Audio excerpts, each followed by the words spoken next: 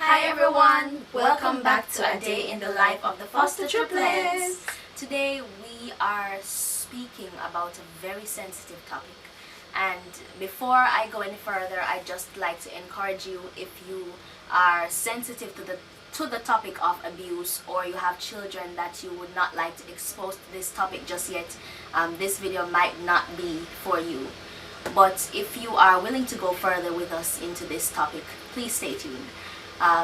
We are speaking about sexual abuse today, and Mom will be sharing her story.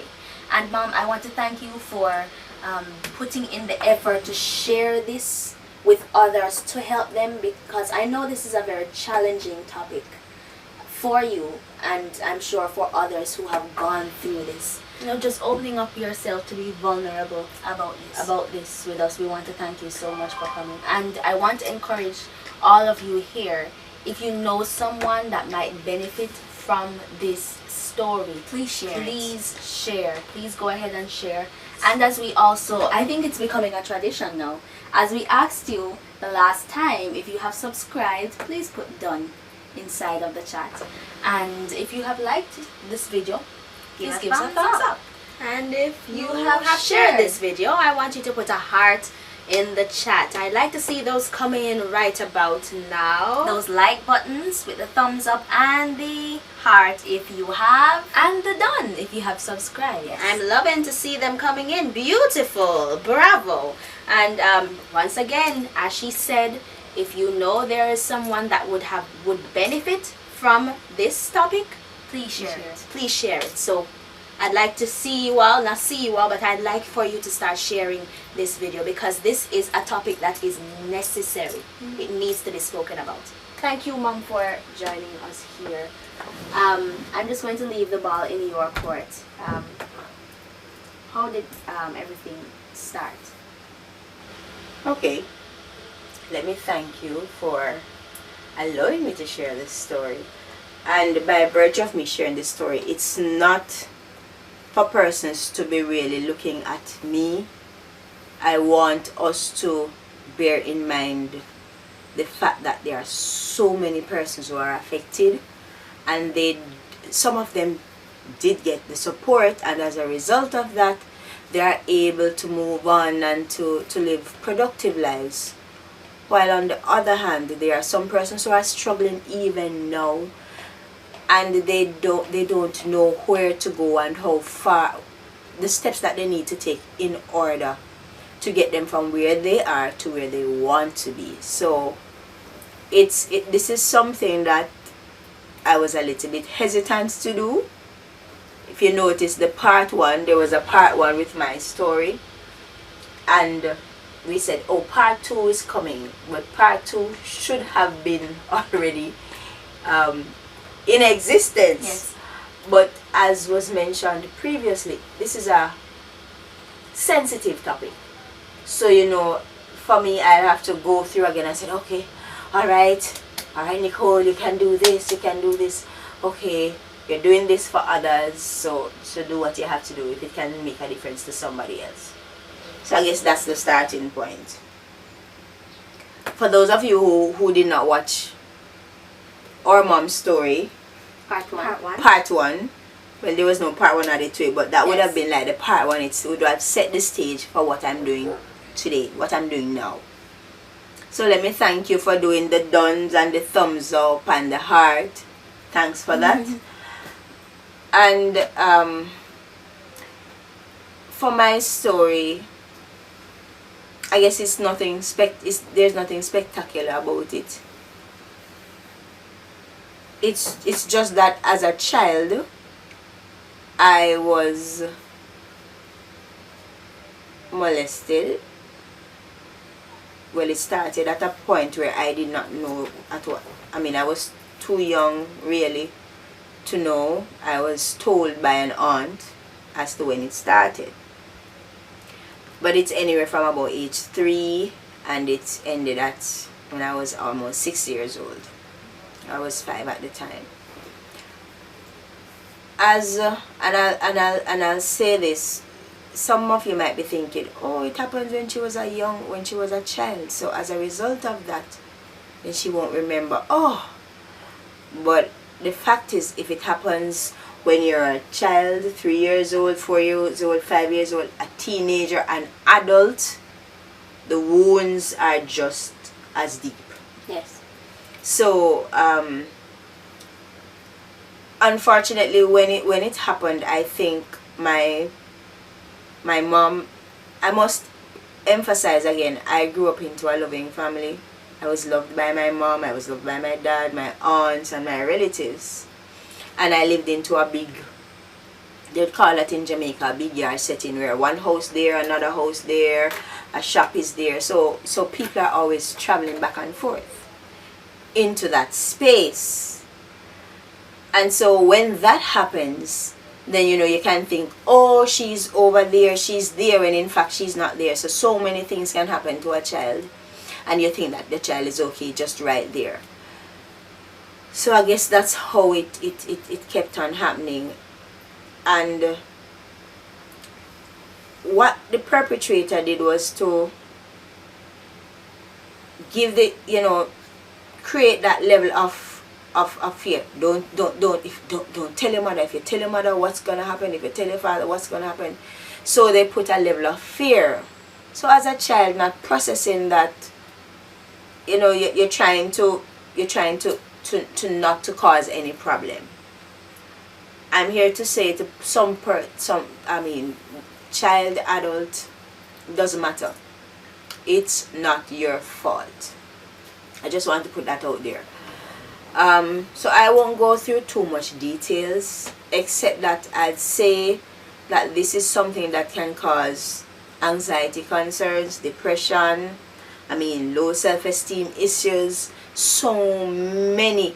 It's as if it's that one, it has that main root, which is abuse. And even though for me it was sexual abuse, there are some people who have gone through other abuse, and it does affect the persons just the same way. So just think about a plant, and it has a main root, but even though there are roots there, one main root, you also have other roots branching off. Right. And that's just the root. Right. You don't think there is a trunk. Right. And when you see that trunk there are also branches, there are stems, there are leaves, there are fruits that are bearing. So many times when we look at a person who received some level of trauma in their childhood days, or trauma, always look deeply, because there are other areas that are affected in the person's life. And for those who like cars, if one of the car parts start to get bad, then it start affecting other parts in the vehicle if it's not corrected. So it's important that persons who have been abused sexually and otherwise, and I'm being specific about sexual abuse now. When I was growing up, it was seen more of a shame that it happens. So as a family, you try to protect the person who was affected. Mm-hmm. I don't want to use victim, because I don't want persons to have the mentality to think that woe is me and I'll never change, or whatever it is, or things will never be different. But the affected person,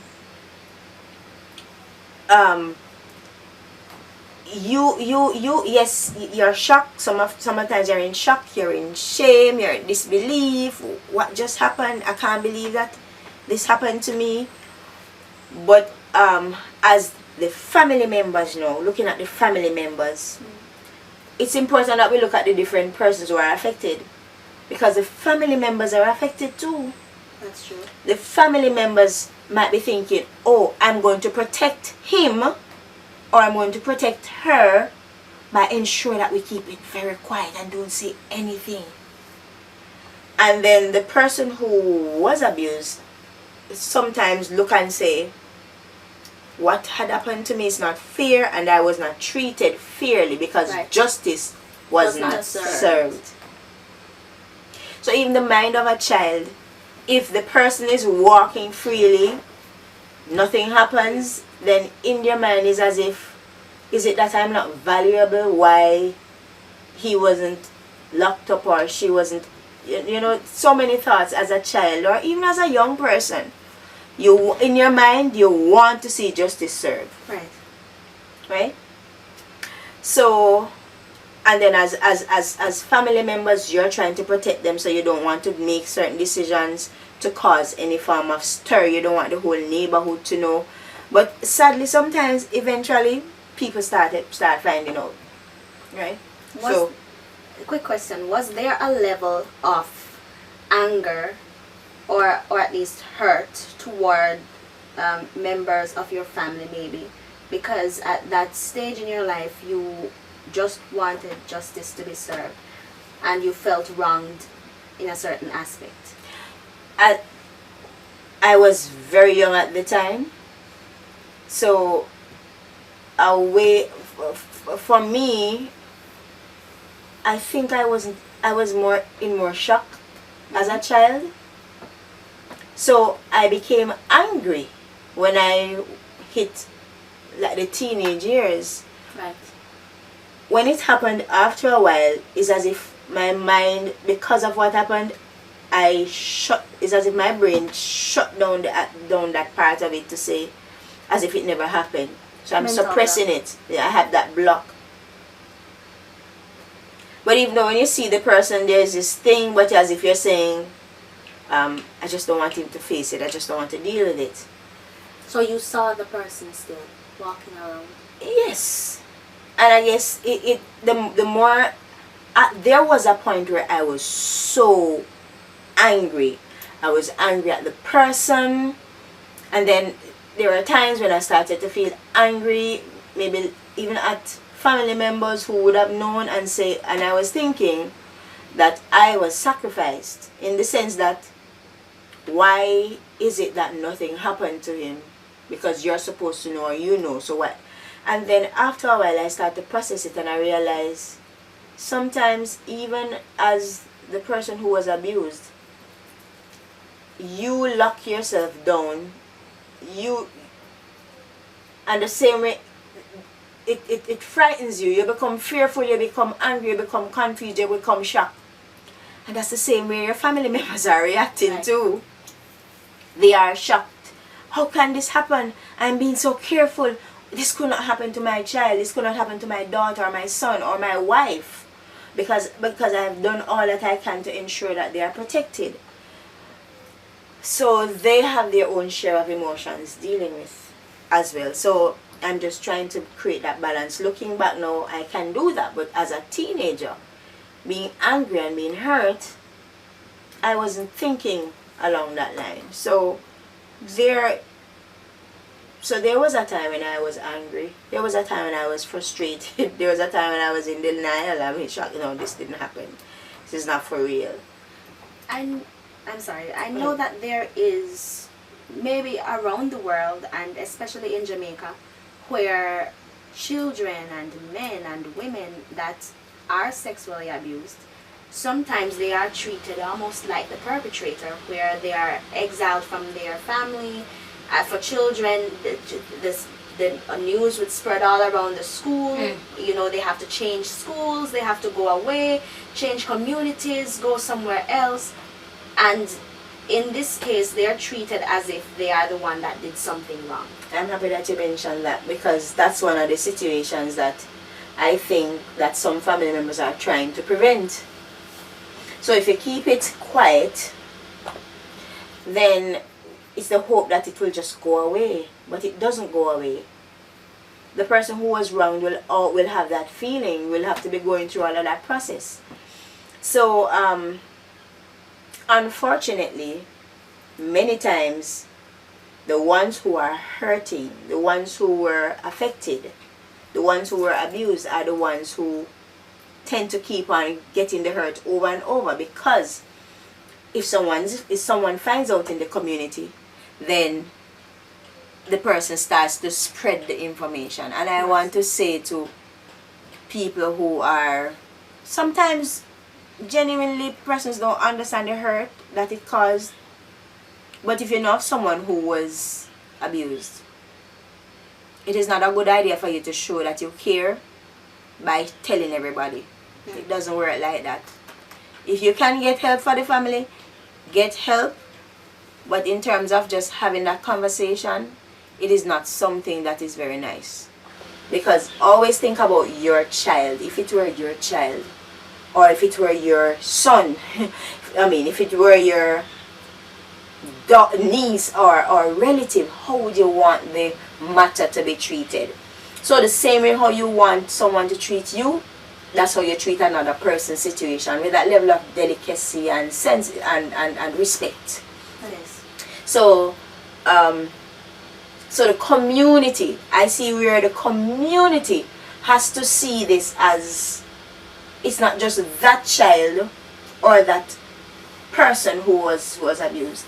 You have to see this as, this is everybody's business. Meaning, if you know that there is someone who is a pedophile in your community, you protect your child and, oh, it's fine.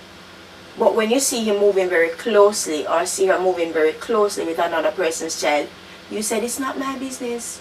I don't want nobody calling me into court, so it's not my business. Oh no. Shame on you, it's your business. Of course it is. Your business could simply be, you say to the mother, listen me, I don't like how you're leaving out your child. I think you should be very careful of who you're sending your child on a bicycle to go to shop with. Please don't do that. You understand me? Say it. Say it to the father. Say it to a family member. I don't like what is happening with your granddaughter. I know you're sending her out. You can't send her out so late at night. Please don't do that. If you need something to buy, let me know ahead of time so I can assist you. Try and do those things and be the voice for those children. Because if you stand by and see that there is a potential for a child to be hurt and you do nothing, I guarantee you that that child who is abused, if they don't get the right help, they're going to come back and they're going to abuse your child. Not because they are cruel, but because it does something to the mind of a child who was affected. It damages that person. And some of the children don't even know how to process it until they are replicating that behavior and not even understand what they are doing. So that leads to a question, ma'am. At what stage did it affect you, and what are some of the lasting effects that this abuse has caused? It started affecting me when I was a teenager. When it was close to exam time, when a different type of pressure. Working on the beach, I think unconsciously I knew what happened to me as a child, so I tried to be I tried to protect myself because I didn't want it to happen again. Funny how the brain works. So you try to be smart. So you don't, I tried to be not naive to certain things. So I trust no one. So as a teenager, because of the exam pressure, then it's as if my brain, everything comes back. So because I tried to mask it so much, I was good at masking my feelings. I was good at masking that I was going through a stage of depression. So my family didn't know. They just think I was reading when I was actually going through a phase. So at that point when I was going through it, I'm going through the directory, trying to get answers, trying to get support. I don't know where to turn. And I remember when I was praying and I said, Lord, if you just help me, if you just help me to deal with this, then I promise you, I will be able to, if you help me, I will help others when I grow up. I was about 17 years old at that time when I prayed like that.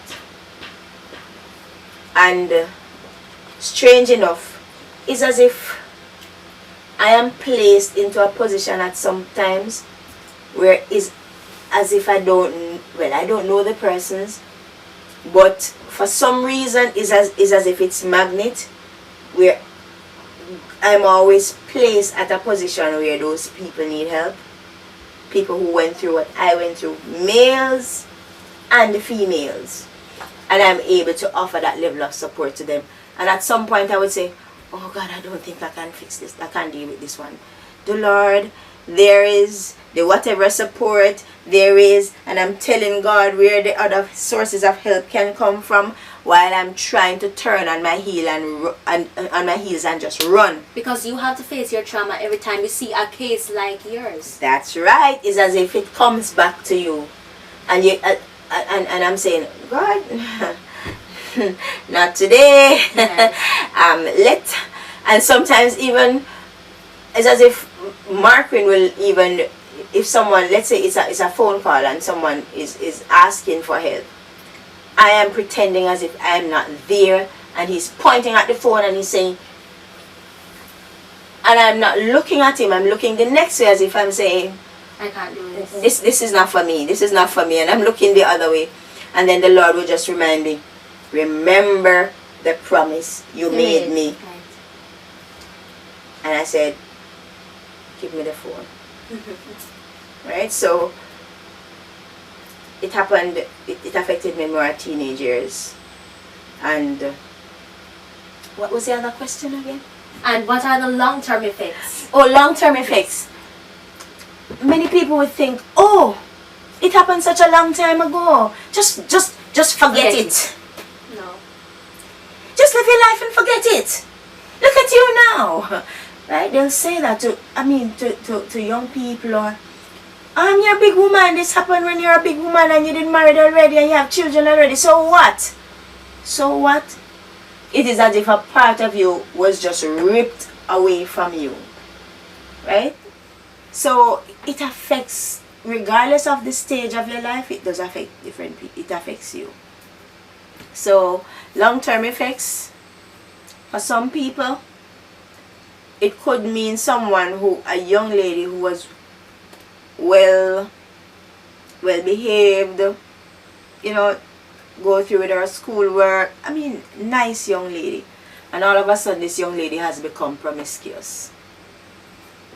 Could mean that the child who was quite happy, normal child becomes more reserved, may become more boisterous, was more calm, but no more anger. If it's a young child, they may start wetting the bed, may start having nightmares,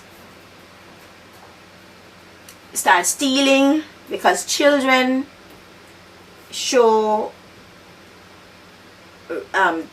reflect certain things in a different way from adults. Adults, for a man, for argument's sake, a man who would not generally smoke or drink alcohol, they start drinking alcohol. And we have to be careful. For the males, there's a stigma attached to speaking about sexual abuse. And that is the sad part. Oftentimes, the females might go out and get the help, but because of that shame as a man, they don't go and get the help, because in your mind, how could that happen to me? I'm a man. So a young boy might start smoking, start drinking, start becoming promiscuous as well. Yes. Different things. So many things can happen. Suicidal ideation. So many things. While there have been cases that I know where that happens and then the person draws closer to Christ, because they are fully aware that if they don't get that help, if they don't seek for help outside of themselves, They're just going to go crazy. then they're going to go crazy. And that was the next thing that helped me. What helped me during that point is, shortly after that I became a Christian. So I stopped looking at me now, and I start looking at the God that loves me even more. And I channel all of my time into just doing things for Him. So that helped me as well. And you told me that if you hadn't accepted Christ, then you don't know how that trauma could have affected you, where you would have been. There's no telling where I could have been at this point. So I know for a fact that God made a difference. And sometimes, even then, when I'm in pain at that point, I say, God, why me? Why me? Why did he have to choose me? Why? You want to ask, was it something that I did? Or where did I go wrong? The guilt. You start feeling guilty. You start questioning yourself. And for some of you, you might be thinking, why did I go down the road? Why did I go to work? Come on. The problem is not with you. The problem is with the person who did it, or the persons who did it. So don't blame yourself. Yes, you're hurting, but God heals. He heals hurts. He can heal your hurt because He has done it for me. And what I have to say about that too, it is a process. Yes. Right? It is a process. It just doesn't happen overnight. There are days when I'm going quite fine, perfect, wonderful, and just a smell and I remember. Or something happens and I have a flashback. Earlier stages when I have a flashback, my mood would change and I would just lock off and I'm in my own little world. I just deal with it like that. But thankfully, when I met Marquin, then, because from the early stages, the Lord told me that He was the person, I disclosed that information to Him. And He took it gracefully. That didn't affect how He felt about me. So when I got married, and now I have to face an aspect of marriage. Yes. That had challenges because it is natural to have flashbacks. But one of the good things is that I was honest enough to say to him, I am having a flashback or this is happening. And then he, being the caring and thoughtful person, there are times when he just hugged me and that's all I needed. Or just to tell me it's alright. That's fine. It's okay. So he had that level of patience and respect. And I'd say to persons, if you're married to someone who was abused, God allowed you to marry to that person because He knows you have what it takes to help the person to grow and to overcome that hurdle that they are facing. So it's not for you to curse out the person when you're angry and to remind them of their past. Amen. No, I don't think nobody watching will do such a thing. And it's important that you're patient. It requires patience because you might want to go into a particular direction, and because of the block that the person is facing at that point, then you have to detour and say, okay, we're just gonna talk, or we're just going to just lie down on the bed and just relax and just hug each other. Simple things like those. So it's important that it is important that as a family the person gets the support. So, Mom, what would you say to family members who are not pressured but feel the need to keep it quiet, or even the persons who have gone through these occurrences? What would you say to them about speaking about these issues? Everybody reacts differently. I am able to speak after how many years? Decades. Right? Freely. But for others, they might never be able to speak about it like this. But it is important to get help. Get counseling. Get help. I'm not talking about somebody come and talk to the person one time and think that's enough. You have to go through a series of help where you just learn to face it and to deal with it. And some persons can face it and deal with it after 6 months. For some people, it's a year, it's 2 years. As I said, it's a process. Everybody's different. So it's important that the family members remember patience. Remember respect. So when you're talking about the topic, you have to do it in such a manner where it doesn't seem as if you are devaluing the person. So it's very important that those things are taken into consideration when you're doing that. Yes, ma'am. And I realized that through your experience, you have, is it something where you just have this eagle eye where you're able to pick up certain types of behaviors that might be questionable? Because I remember an occurrence, ma'am, where we were out on the road and you saw the face of a gentleman and you said no. That face, how that person looked at the moment, and you said you felt so scared because those eyes, you've seen them before.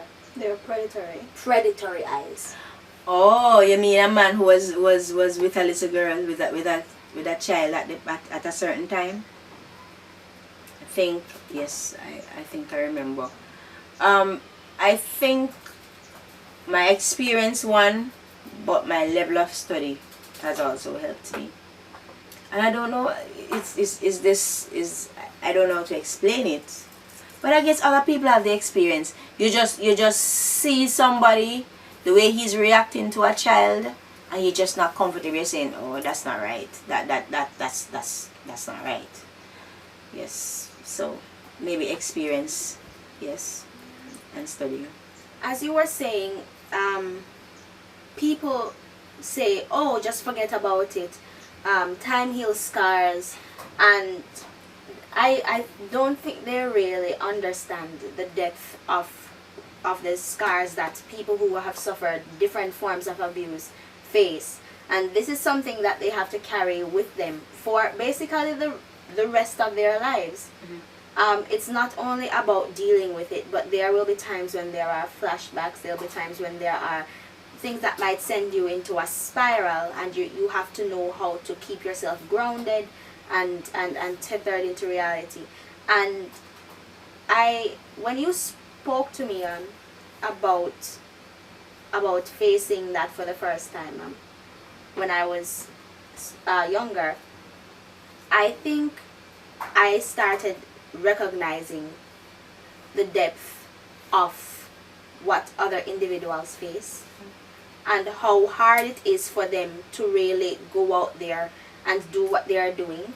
Because I've seen it sometimes, ma'am, where you have flashbacks, and I don't really understand because I've not been there, but I do see the pain that you feel at times, and it really is heart-wrenching. And I would just implore people, you're listening to us right now. You might not be in the same situation, but you know someone who has been there, or you have an inkling of suspicion that someone might be facing that certain situation. Dad wants to say something.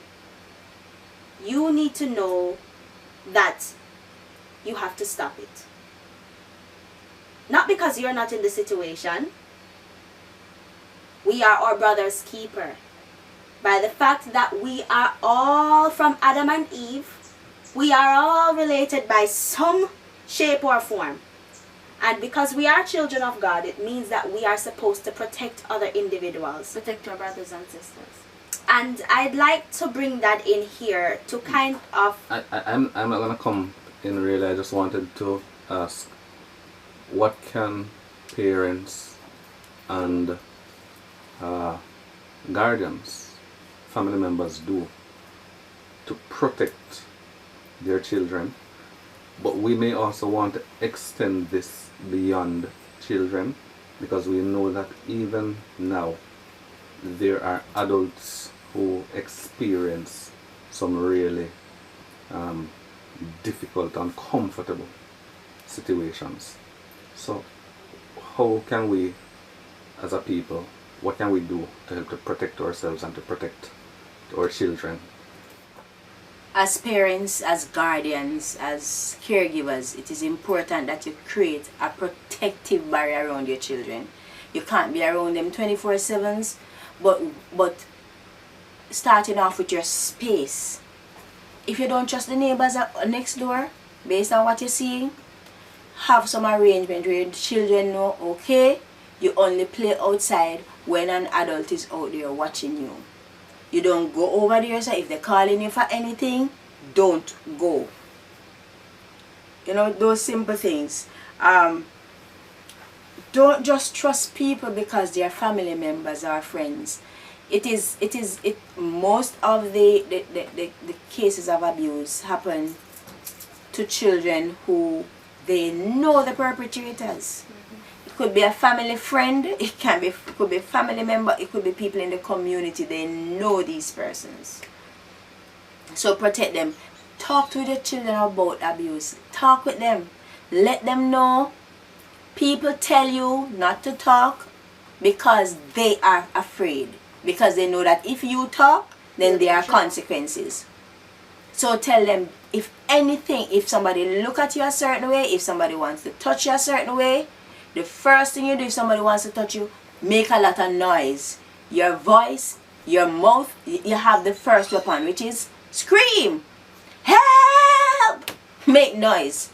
Once they know that you're a noisy person, most likely they're not going to want to bother you. So if they know that you're going to create an alarm, that's one of the things that they don't like. The next thing is this. If a place that your child has to travel is lonely, it's isolated, it's not a safe zone, please don't live to regret it. Always find a way where the child is walking with support. So if you know that the child is coming from school or the children are coming from school and it's not a safe place, make sure they walk in a group. Walk as a team, walk in a group, and you don't separate regardless. When I was I'm teaching the girls, if you're going into if you're in the market, if you're in the store, wherever, I say to them, stay together. There's strength in numbers. So if I see you and I don't see your sister, you have to give an account. And it's not going to be nice if you can't give me an account where your sister is. Because your sister is there to protect you, and you are there to protect your sister. One of the things that you can also do as parents, it doesn't help if they learn basic self-defense skills. It is important that they learn those little skills. Learn to use their voices. Learn to see, okay, when you're walking on the road, if a vehicle is parked at a certain point, don't go and walk beside the door, because once it's open, someone can pull you in. Those little things, teach them safety tips so that they can practice those things. And for those who are adults, nowadays we have to become very careful as adults. So we know for those who are parking, you know, there's a lot of safety tips on different YouTube channels and so. You know, you're going to park your vehicle. If you park the vehicle, you notice that the vehicle is running beside you. If it means that you have to slip on the other side and walk through. You know, all of those things. Ensure that you're always alert. Notice the person who is behind you, the person beside you. You know, be careful. Especially nowadays with the phone. Everybody's walking and texting and walking and talking. It's very easy to become distracted and things are happening around you and you don't know. So those are some of the safety things that you have to do. And in addition to that, the greatest person you can walk with is Jesus. Amen. So Jesus can lock down, shut down and just disrupt some plans that the enemy has in store for you. That doesn't mean that if something happens bad to you, it means God wasn't there. But I can guarantee you, if the situation didn't happen to me as a child, it shaped me into the mother that I am today. So, by just looking at my face, you know, I don't just trust like that. Yes.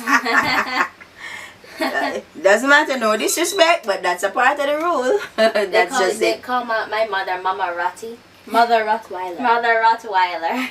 That's fine. I'd rather be called a Mama Ratty than to see my children suffer And the hurt that I faced as a child. It's not going to be easy for any of you future son-in-laws that might be watching, Mom is going to come down on you really hard. Bless your heart, but you're going to get it. And I think it's very paramount. A lot of persons protect their daughters, but it is extremely important for you to protect your sons. Amen. The stereotype is only girls can get raped, and that is highly So not untrue. Males can get raped as well, and so it is parents' duty, even your duty as a man normally, to protect yourself. And so regardless of what people say, the same measures that you take for a daughter that you have should be the same measures that you take for a son. And I think what I respect greatly with mom and dad is they encouraged openness and honesty, and the fact that we could trust them with anything. And so I know that in any situation, God forbid, I can come to mom and dad to tell them what happened, to share, because I know they'll always have my back. And if I just might add, because you touched on a very important point. One, we cannot just trust people. Doesn't matter if it's a pastor, No. Amen. an elder, a doctor, A bishop, it does not matter a Reverend. profession does not determine who you are. who a person is. Amen. I'm happy that you mentioned that, because I have a problem. Maybe there's sometimes you think that I'm a church police when I finish. But when I see a child going back and forth to the bathroom or up and about without supervision from the parents, hello, parents, that's where you see me. I want to say, where is your child? How can you send a little child to the bathroom, 5-year-old, 7-year-old? You have this big function. And you send a 5-year-old, a 7-year-old, a 9-year-old to the bathroom. Hello, where do you think a lot of pedophiles go? To the bathroom. Because they expect that some children will be coming there unsupervised. Exactly. So they bathroom, prey on your The parents. lack of Negligence. protection and their negligence. and for some parents, they don't take it as anything. We're at church, you're in the presence of God. But even in the presence of God, you have demons there. Amen. Sorry, but it's a fact. It's the truth. So it is important that everywhere you go, make sure you're going to send in your child to the bathroom. Someone has to be close by. It's not that you're being protective and they can't protect them. No, you have to be realistic. And even as an adult, ma'am, 3 of us still go to the bathroom together. We still do, because there is definitely safety in numbers. So although you And may, mom and dad, if it's at a certain point where there's darkness or it's just not safe, You have I know added with my security. dad, we have to have added security. So dad will follow us to the bathroom, or mom will follow us to the bathroom, Mama, or if they're not able to follow us to the bathroom, We have other persons. you have other persons to follow us to the bathroom, That's because you're still not protected at any rate, at any age or any stage you reach. yes, You might just become even more vulnerable. Precisely. There's another thing that I'd like to say, especially to young people. You're saying, oh yes, I'm a young adult, I'm an adult, I can figure this out by myself. Online dating. we have to go there. We have to touch on that really quickly. Chat rooms. You meet these people, they can hide anything behind a computer screen or a phone screen. Their age, their names, where they're really from. Not because you've been chatting with this person for a year and you think, yes, this seems to be something, and you're video calling and you're FaceTiming all the time. Means that person is a It great doesn't person. mean that that individual is a great person. Or real for that matter. Or real. There's so many people out there that are preying on young women and young men, and the moment you decide, okay, let's meet, you disappear from the face of the earth. Your family is looking for you. They don't Nobody know where can you are. find you. You're in a prostitution ring somewhere, or even dead. You need to be careful of the friends you are keeping online. Even for children too, especially now with online learning, many of the children are getting the opportunity to just explore. So as a result of that, a 10-year-old is involved in a chat room. 10, 11-year-old, 12 years old, they're thinking that they're talking to another 10-year-old. When the 10-year-old happened to be a 40-year-old. Pedophiles. Right? And you're thinking that you are safe. So children, be careful. And when they tell you to meet them after school and where they'll meet you, don't do it. Don't do it. As a matter of fact, you are thinking that you might face punishment because your parents will know about it. Listen, tell your parents. Say to them, Mommy, Daddy, or Grandma, I have something to tell you. But please don't get upset with me. Just let me tell you the truth. Tell them. It's best if you tell them because you have added protection.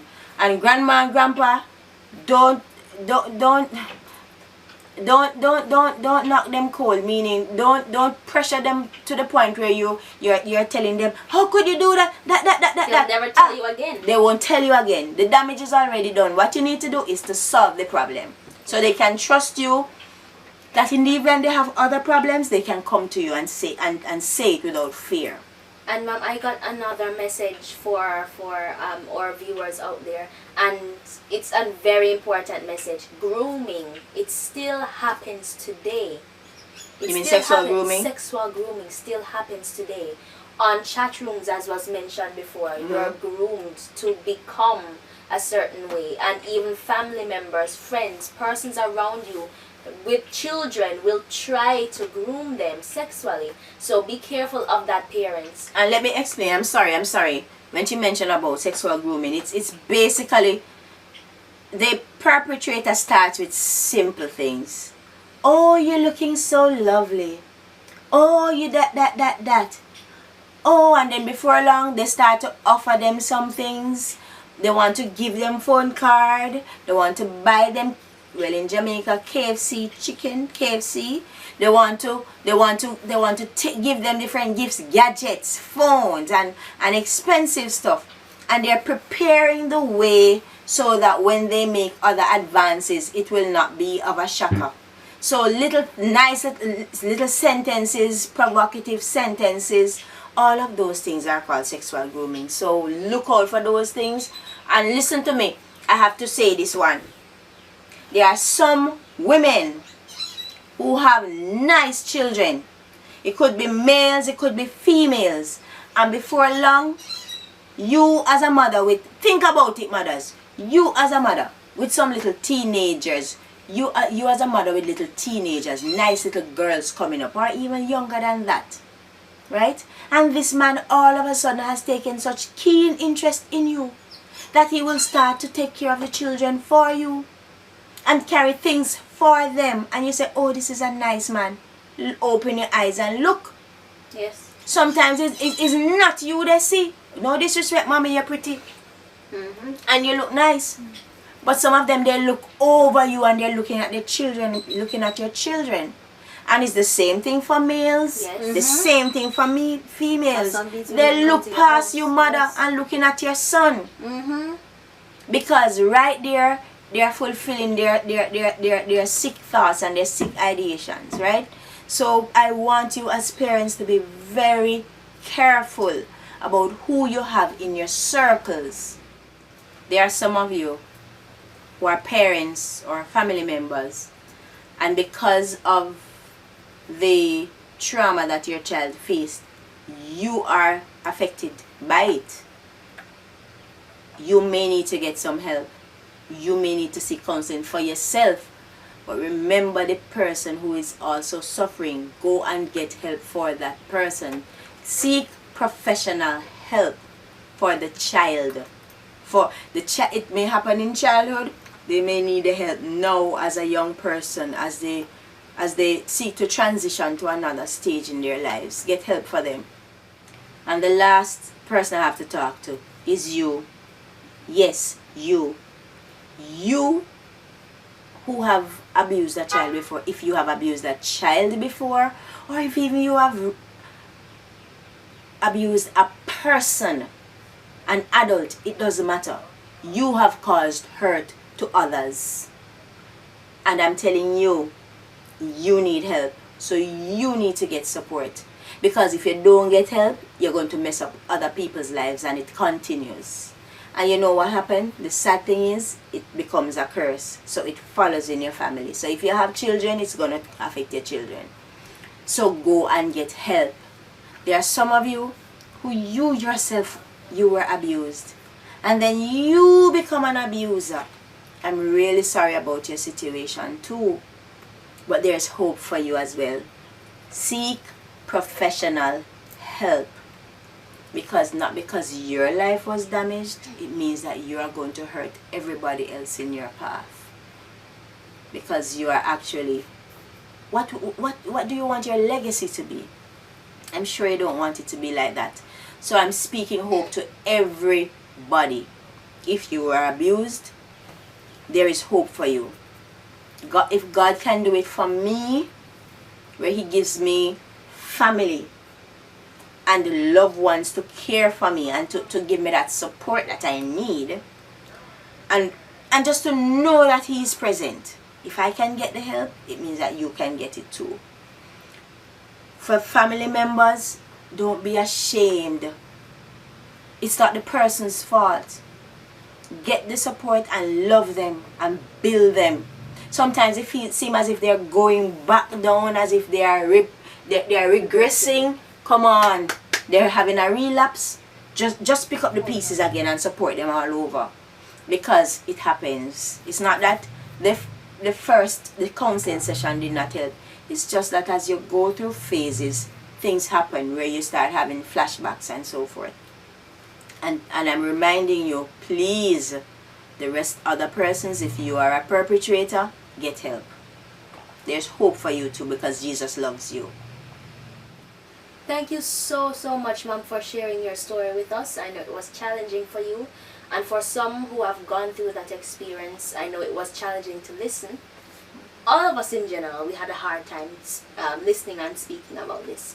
But I'm thankful, Mom, and I want to say to you, someone who's watching now, if you are touched by this program, if you want to share something that's weighing on your chest at the moment, and you'd like to talk to Mom about some issues that you've been facing in that aspect, fostertriplets@gmail.com. That is fostertriplets@gmail.com. We want to thank you so much for watching this program. I want to leave you with a quick Bible verse. It's Psalm 147 verse 3, and it says, He heals the brokenhearted and binds up their wounds.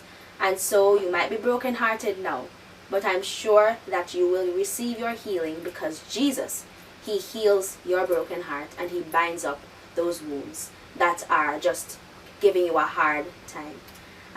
We are so thankful for you joining us, and once again, remember to like, share and subscribe to our channel if you want to see more videos like this, where we touch on topics that might be a little hard to speak about, but they need to be spoken about. We are the Foster Triplets, and we'll see you next time. Bye.